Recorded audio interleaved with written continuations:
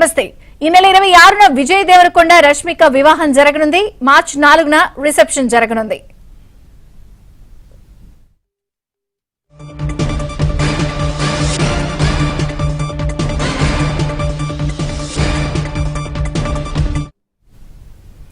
ఇటీవలే విజయ్ దేవరకొండ రష్మిక ఎంగేజ్మెంట్ జరిగింది.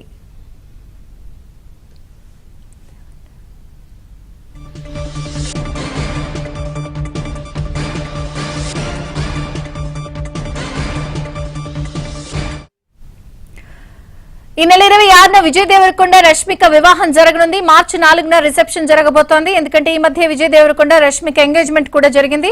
పూర్తి అప్డేట్స్ ఫిల్మ్ కరెస్పాండెంట్ సుజన్ అందిస్తారు. సుజన్.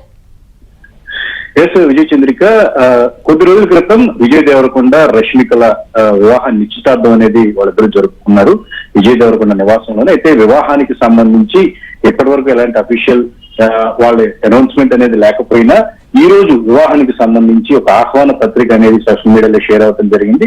కొద్ది రోజులుగా విజయ్ దేవరకొండ సినీ రాజకీయ ప్రముఖుల్ని పర్సనల్ గా కలిసి వివాహ సంబంధించిన ఈ ఆహ్వాన పత్రికను ఆయన అందజేస్తూ వస్తున్నారు. ఈ క్రమంలోనే ఈ వివాహానికి సంబంధించి 26వ తారీఖున తాను ఒక ప్రైవేట్ సెరమనీ లాగా చిన్నగా వివాహాన్ని చేసుకుంటున్నాం. అయితే మార్చి 4వ తారీఖున తాజ్ కృష్ణలో ఈ వివాహ రిసెప్షన్ ఉండనుంది. దీనికి తప్పనిసరిగా అందరూ హాజరు కావాలన్నట్టుగా ఆయన పర్సనల్ గా వెళ్లి పలువురు పెద్దలను కలిసి వారిని ఆహ్వానించడం కూడా జరిగింది. అయితే ఇప్పటివరకు ఈ వివాహానికి సంబంధించి పలానా చోట జరుపుకుంటారనే ఒక సమాచారం కొద్ది రోజులుగా ప్రచారం జరుగుతున్నప్పటికీ కూడా ఎక్కడ కూడా వీళ్ళిద్దరూ పర్సనల్ గా వ్యక్తిగతంగా ఎక్కడ స్పందించింది లేదు. బట్ ఇప్పుడు ఈ ఆహ్వాన పత్రిక బయటకు వచ్చిన తర్వాత ఇది పూర్తిగా దీని మీద ఒక క్లారిటీ అయితే వచ్చింది. అభిమానులు కూడా ఈ విషయం తెలిసిన తర్వాత ఎంతో సంతోషిస్తూ ఉన్నారు. ఇక మార్చి 4న జరగబోతున్న వివాహ రిసెప్షన్ కు అన్ని రంగాలకు సంబంధించిన ప్రముఖులందరూ కూడా ఈ రిసెప్షన్ కు హాజరు కానున్నారనేది కూడా తెలుస్తూ ఉంది. సో విజయ్ దేవరకొండ తాను వీళ్ళిద్దరూ కూడా ఈ రోజు ఉదయమే ముంబైలో